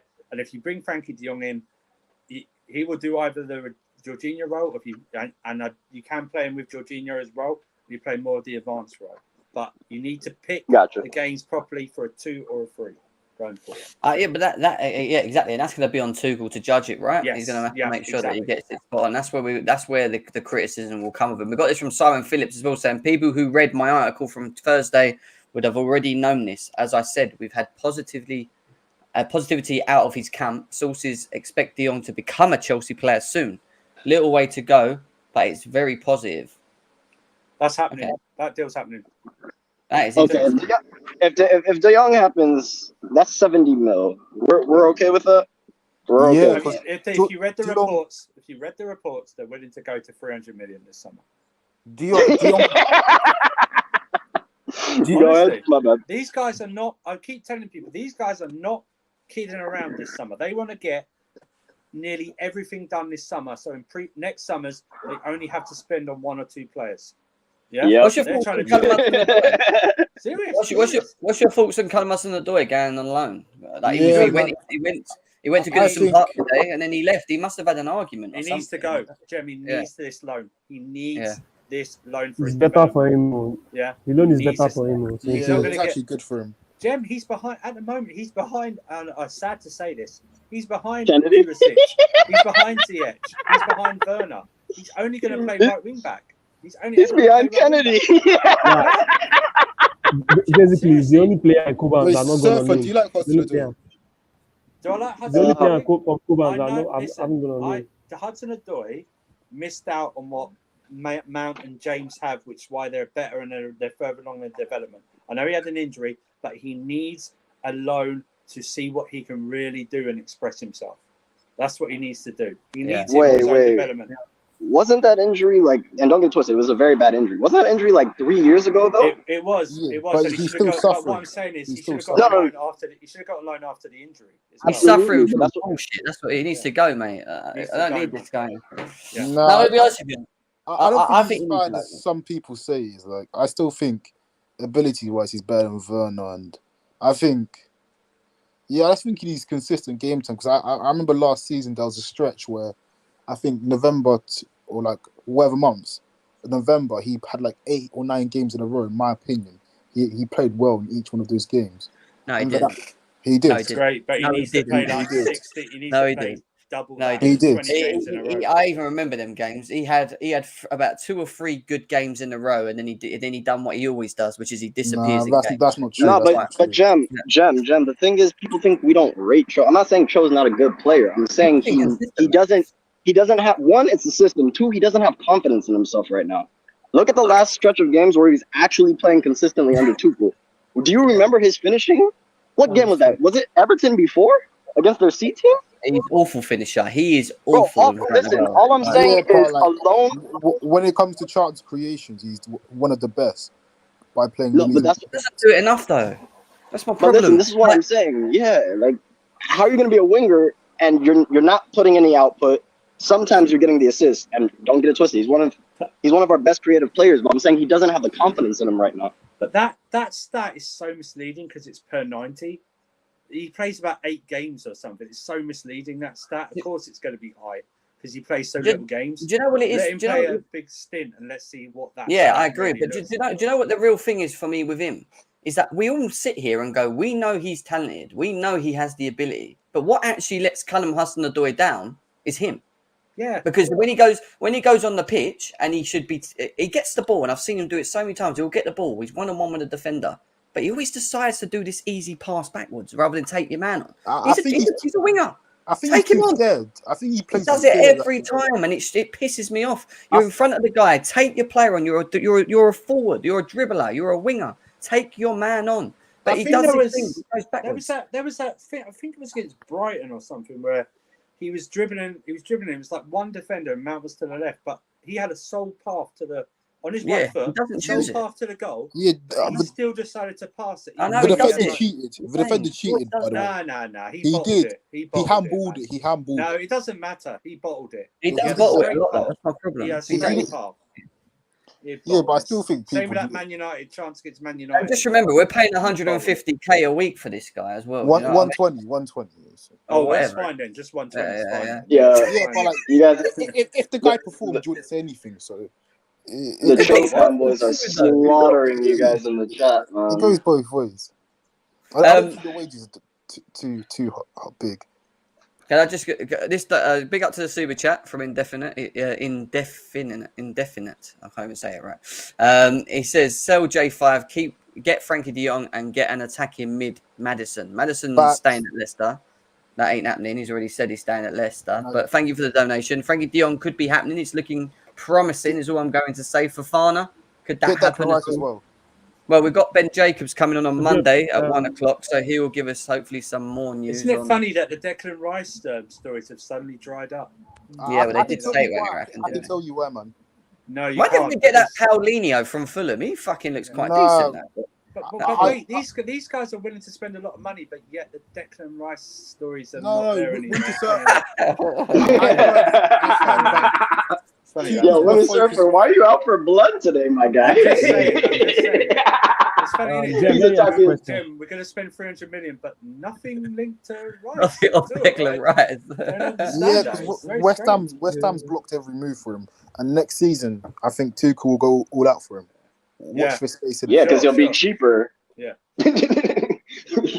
Yeah, I would expect that too. Sure they will. Yeah, sure. Yeah, we'll see that. We'll see. Yeah, we will see. Yeah, we will see. Yeah. Just Rice isn't worth the 150 million. How's Lewis Bate doing? Poker Ducker at Leeds. How's Lewis Bate doing? Yeah, Eddie.